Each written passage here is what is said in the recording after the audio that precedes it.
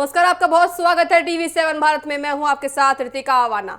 उत्तर प्रदेश की राजनीति में 2027 के विधानसभा चुनाव की तैयारी अभी से शुरू हो चुकी है। एक तरफ समाजवादी पार्टी के अध्यक्ष अखिलेश यादव अपने पीडीए यानी पिछड़ा, दलित और अल्पसंख्यक फॉर्मूले के सहारे सत्ता में वापसी की कोशिश कर रहे हैं, तो दूसरी तरफ बीजेपी ने चुनावी रणनीति को नया रंग देना शुरू कर दिया है, यानी नया नाम भी देना शुरू कर दिया है, MY फॉर्मूला। ये क्या है आपको समझाएंगे। ये MI का देखिए आपको बताएं कि मतलब ये है कि मुस्लिम यादव नहीं बल्कि मोदी योगी की जोड़ी कहा जाता है।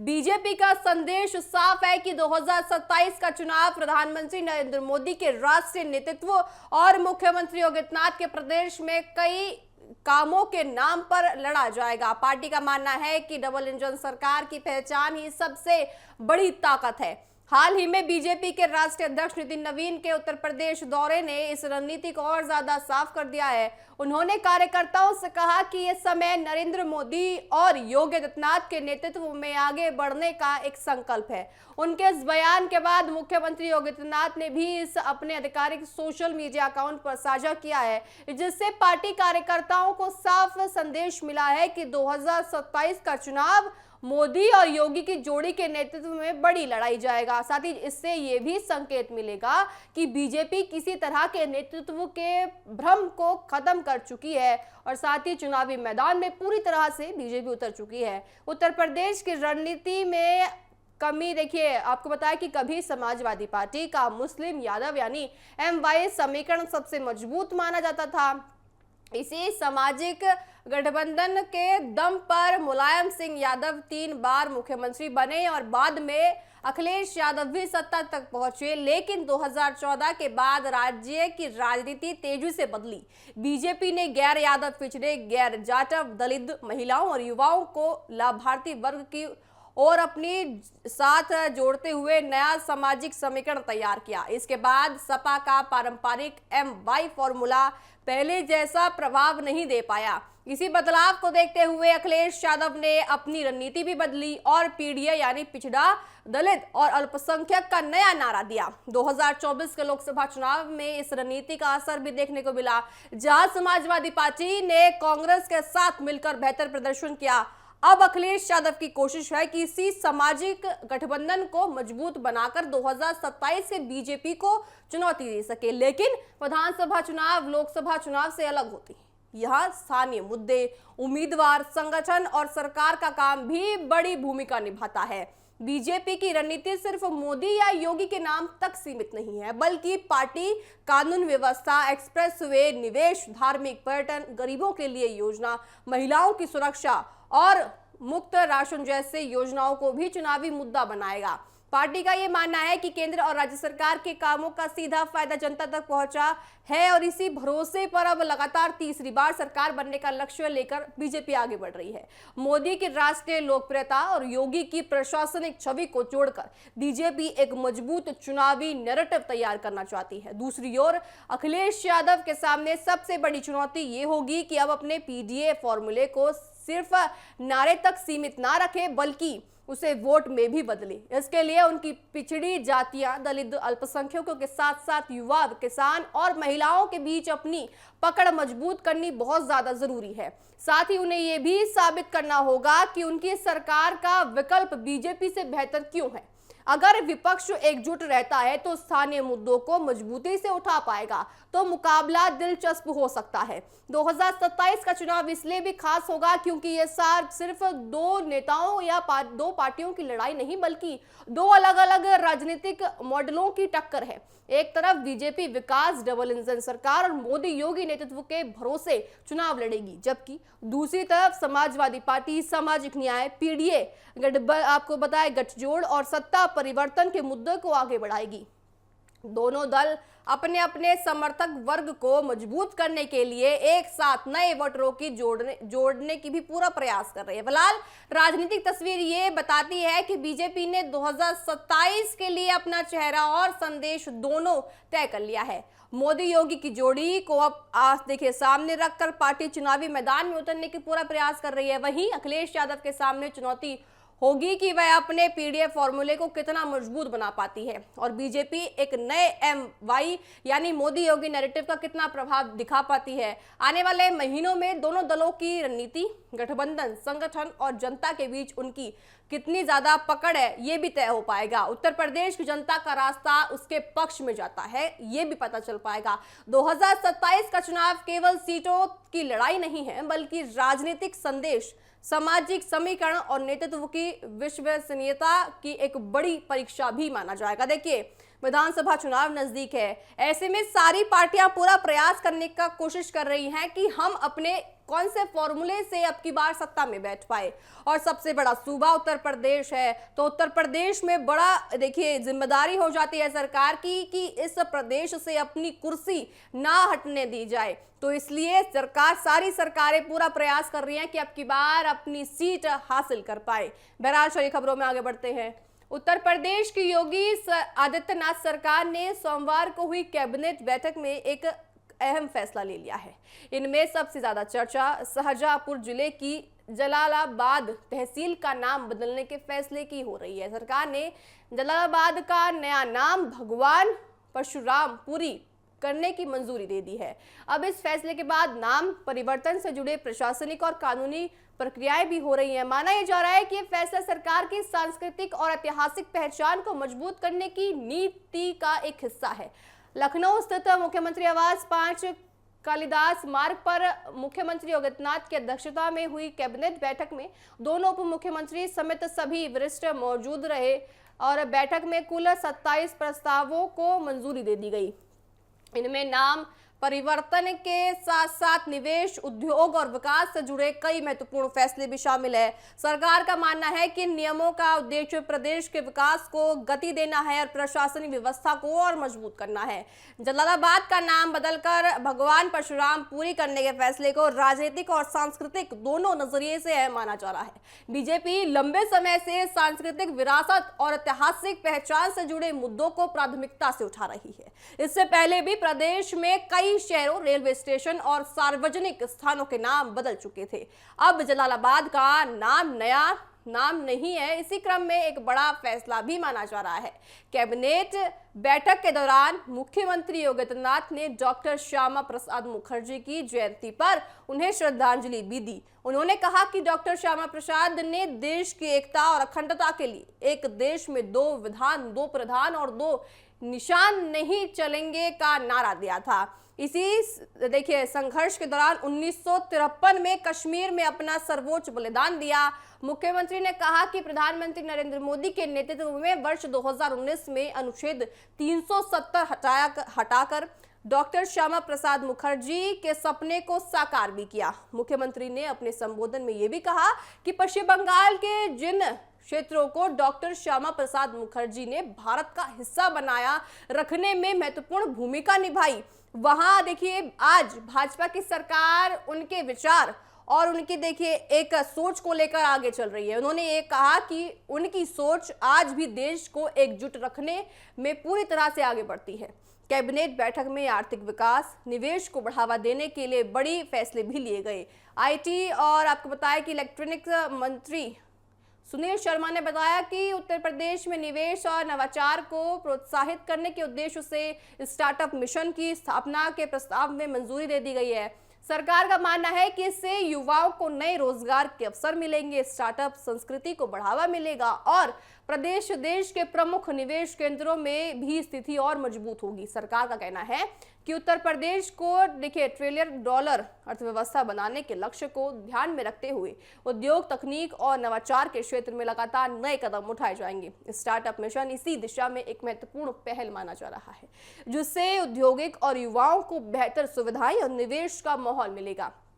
तो कुल मिलाकर सोमवार की कैबिनेट बैठक में लिए गए फैसलों ने यह साफ संकेत दे दिए हैं कि योगी सरकार एक तरफ सांस्कृतिक और ऐतिहासिक पहचान से जुड़े मुद्दों पर अपने एजेंडे को और आगे बढ़ा रही है, तो दूसरी तरफ निवेश, उद्योग और रोजगार बढ़ाने के लिए भी नई योजनाओं पर तेजी से काम हो रहा है। जलालाबाद का नाम बदलकर भगवान परशुरामपुरी करने का फैसला जहां राजनीतिक और सामाजिक चर्चा का विषय बन गया है, वहीं स्टार्टअप मिशन को मंजूरी प्रदेश की आर्थिक विकास रणनीति का अहम हिस्सा भी माना जा रहा है। तो देखिए कि योगी सरकार पूरा प्रयास कर रही है कि संस्कृति के साथ साथ विकास भी लेकर उत्तर प्रदेश में चले। इसी कदम को देखते हुए उत्तर प्रदेश में अब स्टार्टअप प्लान भी कर लिया गया है और जलालाबाद का नाम भी बदल दिया गया है। लेकिन आपको बताएं कि विपक्ष लगातार सवाल उठा रहा है कि जलालाबाद नाम बदलने की आखिर आवश्यकता क्यों पड़ गई थी। बहरहाल चलिए खबरों में आगे बढ़ते हैं। राम मंदिर और रामचरितमानस जैसे धार्मिक और आस्था से जुड़े विषयों पर आए देखिए इस तरह के बयान ने एक बार फिर धार्मिक भावनाओं और सार्वजनिक चर्चाओं को गर्म कर दिया है। पूर्व गृह सचिव लक्ष्मी नारायण ने TV7 भारत से बातचीत में दावा किया कि उन्होंने अप्रैल 2024 में लगभग आपको बताएं करीब 121 किलोग्राम सोने से बनी रामचरितमानस को राम मंदिर में दान दिया था। उन्होंने बताया कि धार्मिक ग्रंथ उनकी माता की आस्था और परिवार की भक्ति से जुड़ा हुआ है। आइए आपको सुनाते हैं लक्ष्मी नारायण पूर्व गृह सचिव ने और क्या कुछ कहा है हमारी संवाददाता कंचन अरोड़ा से इस खास बातचीत में। उत्तर प्रदेश के अयोध्या में प्रभु श्री राम के मंदिर में दान चोरी को लेके हर रोज नए खुलासे हो रहे हैं। कई नाम लगातार सामने आ रहे हैं, लेकिन सोना, चांदी, कैश, हीरे, आभूषण के अलावा रामचरितमानस भी सोने की दान की गई थी, वहां पर समर्पित की गई थी। और वो समर्पित और दान जिसने किया था वो पूर्व गृह सचिव लक्ष्मी नारायण जी हैं। उन्हीं से बात कर लेना चाहेंगे कि क्या कुछ चीजें रही हैं। सर, आपने दान किया, वहाँ पे रामचरितमानस को आपने रखा, उसके बाद से दान चोरी का मामला सामने आया, कैश बरामद हुए, सोने, चांदी, हीरे, आभूषण, तमाम चीज़ें बरामद हुई। आपकी भी रामचरितमानस जो है वो वहाँ पर नहीं थी, आपने भी अपनी आवाज़ को उठाया। ऐसे में अगर आपसे जानना चाहूँ तो वो कितनी वजन की थी, किस तरीके से आपने उसको बनवाया था? वो 1.25 क्विंटल वजन की थी, लगभग 800 ग्राम सोना मेरे जो मदर की देहांत हो चुकी थी उनके ज्वेलरी को मेल्ट करके करी गई और कुछ 400 ग्राम मेरे धर्म पत्नी की भी मेल्ट करके कराई गई। बाकी कॉपर शीट से बनी हुई है। और ये वुमडी ज्वेलर्स जिन्होंने अपने पार्लियामेंट के लिए सेंगोल बनाया उन्होंने बनवाया है और बड़ी आस्था के साथ रखी गई 8 अप्रैल 2024 को। और दिसंबर 2024 तक उसकी पूजा पाठ भी रोज होती रही। और उसके बाद मैंने बहुत प्रयास किए, पता लगा कि वो कहीं गार्ड रूम में या गोडाउन में पड़ी है। तो हमने बहुत हाथ जोड़ा, बहुत पत्र लिखे, बहुत व्हाट्सएप दिखे, मगर उसके बाद भी चंपत राय जी ने उसको कोई ना जवाब दिया ना वापिस रखवाया। फिर मैं RSS चीफ से भी हाथ पैर जोड़कर गया। उन्होंने तो बड़ी कृपा बंद होकर मेरे से बात की और आश्वस्त भी किया कि मैं जो कुछ करना करूँगा और आपका काम सराहनीय है सनातन धर्म के प्रति। उसके बाद भी कुछ नहीं हुआ, मगर जब ये सब अभी मीडिया ने लाइट में ला दिया है कि ये सब गलत काम हुई तो मैं और परेशान हो गया, क्योंकि लोग मेरे से पूछने लग पड़े आपके रामचरितमानस का क्या हुआ, वो भी तो नहीं दिख रही है। तो मीडिया लोगों ने जो मेरे को अप्रोच किया, मैंने तो कभी मीडिया को अप्रोच नहीं किया था, तो मैंने अपना दुख बताया और सच्चाई बताया।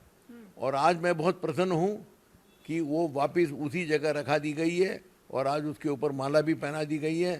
तो मैं यही मानता हूँ कि जिस हनुमान जी का मैं रोज़ पाठ करता हूँ उन्हीं ने आप लोगों के माध्यम से, मीडिया के माध्यम से, उत्तर प्रदेश सरकार के माध्यम से, विश्व हिंदू परिषद के माध्यम से, वो माध्यम के माध्यम से कराएंगे, खुद तो आएंगे नहीं। सर, 1.5 साल तक दिसंबर 2024 से लेके जुलाई 2026 तक वो रामचरितमानस नहीं दिखाई दी। आपने खुद बताया कि आपने लोगों को पत्र लिखे, लोगों से कहा, अचानक से 2 दिन के अंतराल पर वो चीजें सामने आ जाना कैसे दिखते हैं?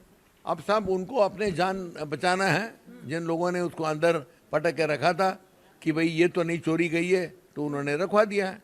तो मैं बहुत आभारी हूँ। अब अगर उसमें से कोई लोग मेरे को बोलते मैं झूठा हूँ, मैं कभी झूठा नहीं था और इस उम्र में मैं किसी से सर्टिफिकेट भी नहीं मांग रहा हूँ। ये कहा भी जा रहा था विश्व हिंदू परिषद की तरफ से कि आपकी जो बातें हैं उसमें सत्यता नहीं है। जो बात मैंने बोले थे वो पूर्णतः सत्य है और इसका प्रूफ इससे ज्यादा क्या, कोई 1.5 साल से जो नहीं दिखी आज कैसे दिख गई और आज कैसे वो सबको सर्कुलेट हो रही है। तो यही काम वो पहले कर देते या वहाँ से हटाते नहीं तो मैं तो मीडिया के पास कभी जाता भी नहीं। अगर मैं आपकी भावनाओं का जिक्र करूं, क्योंकि रामचरितमानस है जो कि सनातन से जुड़ी है, प्रभु श्री राम से कि वो तमाम गाथाएं उसमें वर्णित की गई हैं, कितना मतलब वो इमोशनली कनेक्शन आपका उससे था, चाहे धर्म को लेके कहा जाए, जैसे आपने बताया कि आपकी माता जी की ज्वेलरी से उसको बनाया गया था मेल्ट करके, कितना कनेक्शन था? देखिए, ये हमारी परिवार की आस्था थी और मेरे जो माँ 18 साल अपंग रही एक्सीडेंट के बाद, वो रोज रोज राम राम लिखती थी, उनका ड्रीम था, हमने करवा दिया और हम आस्था से उसको रखवा के आए और हमारे हाथ जोड़कर निवेदन यही था चंपक राय जी से कि वो वहीं रहे ताकि लोग उसके दर्शन कर पाएं और जो अपने दर्शनार्थी उत्तर हैं प्रदेश वो रामचरित को अपने नमस्कार प्रकट करने के बाद रामचरितमानस जो हम मानते हैं कि राम उसके अंदर ही निवास कर रहे हैं कलयुग में, उसकी भी अपने उसकी ओर से भी अपना भक्ति भावना दिखाएं। वो मेरा और कोई इच्छा नहीं थी, मैंने कभी अपना नाम भी नहीं कभी किसी को बोला, ना मैंने अपना नाम उसमें लिखवाया, क्योंकि भगवान के दिया हुआ मैंने भगवान को समर्पित किया। 5 महीने तक मैं बहुत खुश था कि वो वहीं रखी जा रही है, उसकी पूजा हो रही है। उसके बाद मैं बहुत परेशान था, मैं 3-4 दफ़ा मिलने की प्रयास तो हुई। उसके बाद उन्होंने जब बोला चंपक राय जो चाहेंगे वही चाहेंगे, वो वही चलेगी इधर। अच्छा, ऐसी बातें कही गई थी? तो उसके बाद मैं निराश होकर मैं आरएसएस चीफ से भी मिला, उन्होंने तो बहुत अच्छी बात बोली कि भाई मैं करूँगा, आपको मदद करूँगा। उसके बाद भी 3-4 महीने 6 महीने निकल के कुछ काम नहीं हुआ। फिर अब ये सब जब मीडिया में आने लग पड़ी, जब लोग मेरे से पूछने लग पड़े कि आपका रामचरितमानस का क्या हुआ, तो उस टाइम मेरे को फिर बोलना पड़ा सच्चाई, और सच्चाई का असर ये न रहा कि वो वापस आ चुका है, उधर ही रखा दिया गया है। मैं अत्यंत प्रसन्न हूँ और मैं विश्व हिंदू परिषद का, ट्रस्टियों का, मीडिया का, उत्तर प्रदेश सरकार का मैं बहुत आभारी हूँ। कहा जाता है ना, सांच को आँच नहीं। अगर बात की जाए तो कैसे आपको पता चला कि आपकी रामचरितमानस जो है वो सुरक्षित है? आपके पास कहाँ से जानकारी आई, कहाँ से वो फोटो आई, उसको लेके क्या? फोटो मेरे पास आई, जिस आरएसएस कार्यकर्ता मेरे को ले गए आरएसएस चीफ के पास, उनका फ़ोन भी आया कि साहब आपका रामचरितमानस वहाँ रखा दिया गया है और इसके फ़ोटो इधर है, और मेरे पास भेज दिया गया व्हाट्सएप में। उसके बाद मैं अत्यंत प्रसन्न हूँ। अब मैं हनुमान जी को मंदिर जाऊंगा आभार प्रकट करने के लिए। अच्छा, कहा जाता है ना, दुनिया चले ना श्री राम के बिना, राम जी चले ना हनुमान के बिना, और आप बाबा हनुमान के लेकर के सुंदरकांड, उनकी भक्ति, तमाम चीजें आपने की है, तो वही चीजें निकल के सामने आई हैं। मैं तो यही मानता हूँ मैडम कि रावण से ज़्यादा पढ़ा लिखा, रावण से ज़्यादा विद्वान, रावण से ज़्यादा अहंकार वाला कोई नहीं था। जब उसको हनुमान जी ने और राम जी ने ठिकाने में ला दिया, ये छोटे इंसान अपने अहंकार दिखा के क्या करेंगे, उन्हीं के माध्यम से रखवा दिया गया। अब आप क्या चाहते हैं कि वो कहाँ पर रहे, किस तरीके से उसकी नित्य पूजा हो? जो श्रद्धालु, जो भक्त लगातार प्रभु श्री राम के दर्शन करने के लिए अयोध्या नगरी पहुंच रहे हैं, क्या वो भी उसी रामचरितमानस के दर्शन करते हुए दिखाई दे? वही मैं चाहता हूँ कि जो वहाँ जा रहे हैं, भक्ति भाव से जा रहे हैं, आस्था के साथ जा रहे हैं, वो भगवान की भी दर्शन करें और रामचरितमानस की भी दर्शन करें और अपने भक्ति भाव उनके सामने प्रकट करें। मेरी और कोई इच्छा नहीं है, मेरे को नाम न चाहिए, न किसी से सर्टिफिकेट चाहिए। एक अंतिम सवाल, अचानक से रामचरितमानस का मिल जाना, क्या कहेंगे उन सभी लोगों से, क्योंकि जिन्होंने भी जहां भी दान किया था वो लोग इस पे सवाल खड़े कर रहे थे जब उनके दान चोरी की बातें आई? शायद जो लोग आरोप लगा रहे हैं कि उनकी अभी मिसिंग है, वो भी मिल जाए, और वो शायद अयोध्या जाएंगे तो उनको शायद सब मिल जाएगा।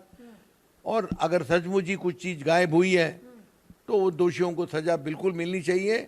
और मैं ये मान के चलता हूँ कि भारतीय कोड के अंदर उनको मिले कि ना मिले, भगवान की सज़ा से, हनुमान जी की सज़ा से कोई नहीं बच पाएगा। चलिए, बहुत बहुत शुक्रिया। तो ये थे हमारे साथ पूर्व गृह सचिव लक्ष्मी नारायण जी, जिनका साफ तौर पर कहना है कि मैंने बाबा हनुमान की पूजा की, उनका भक्त हूँ, मेरी रामचरितमानस मुझे वापस मिली क्योंकि उससे मेरी भावनाएं जुड़ी हैं, मेरे घर की और मेरे सनातन की। वीडियो जर्नलिस्ट हिमांशु यादव के साथ में कंचन अरोड़ा, TV7 भारत, दिल्ली।